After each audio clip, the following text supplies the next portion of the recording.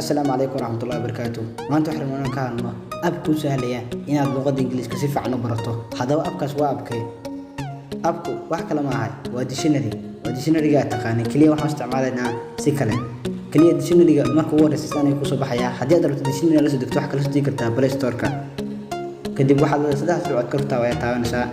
Kadib waxaad ka dooranaysaa games meesha ku qoran tahay. kadib waxaad arkaysaa multiple choice question in English to Somali from all words.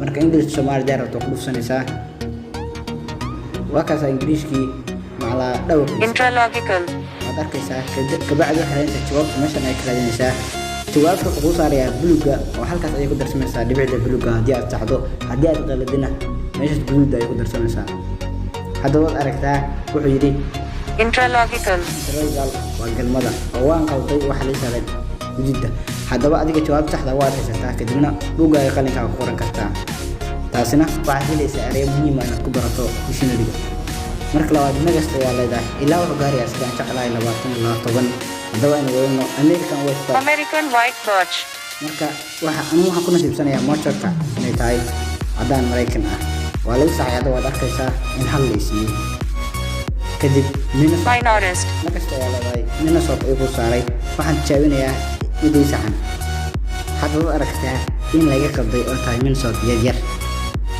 minorist dhawaqa u jeedaa xitaa dhawaqa pronunciation minorist